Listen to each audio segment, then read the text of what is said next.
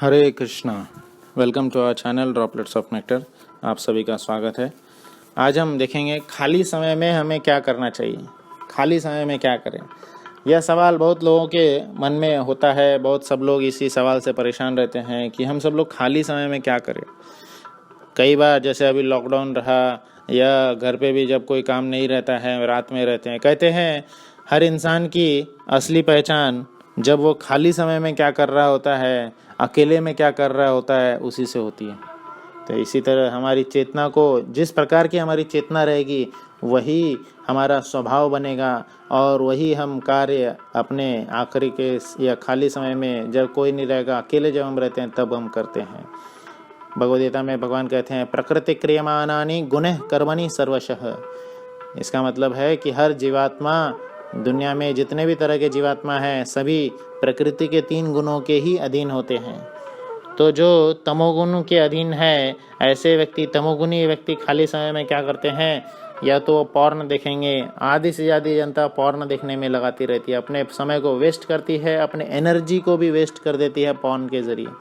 Porn देखना, नग्न चित्रों को देखना, नग्न दृश्यों को देखना, स्त्रियों के नग्न रूप को देखना इंसान के चेतना को पूर्ण रूप से गिरा देता है, नष्ट कर देता है, भ्रष्ट कर देता है और उसकी एनर्जी धीरे धीरे ख़त्म होती चली जाती है। उन्हें लगता होगा कि ये बहुत अच्छा कार्य कर रहे हैं, साइंटिफिकली भी बोलते हैं कि अरे it is normal, it is normal. No, it is not normal. We have to upgrade our consciousness. हमारी चेतना को हमें अब ऊंचा उठाना है। सुअर जैसी चेतना होती है कि सुअर हमेशा गंदे चीज़ों की ओर, नाली की ओर ही अट्रैक्ट होता है। कहीं पे भी उसको अच्छी भी चीज़ें दी जाए पर वो गंदे चीज़ों पे ही अट्रैक्ट होगा। हमारी सुअर जैसी चेतना है। अगर हम शरीर के निचले भाग से ही सोच रहे हैं तो हमारी चेतना सुअर जैसी है, हमारा अगला जन्म भी सुअर ही होगा।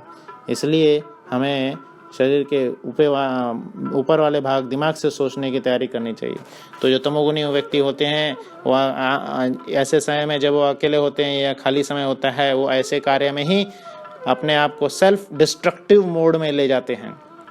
या तो पॉर्न देखेंगे, नहीं तो नशाबाजी करेंगे, ड्रग्स, अलग अलग तरह का नशा, सिगरेट स्मोकिंग, दारू पीना, अलग अलग तरह के नशे में जाते हैं, या दूसरों को भी फोर्स करते हैं नशा करने का, या आसपास के फालतू की बातें करते रहते हैं। प्रजल्प जिसे कहा जाता है।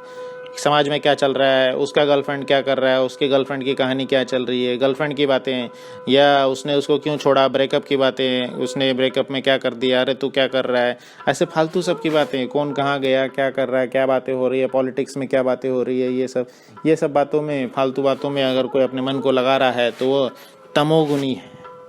इसी प्रकार रजोगुण व्यक्ति अपने इंद्रियों को एक्टिव रखते हुए, पूर्ण रूप से एक्टिव रखते हुए, वह ऐसे कार्य में लगता है जैसे मूवी देखना, बिजनेस, पैसा कमाने की बातचीत करते रहना, गेम्स खेलना।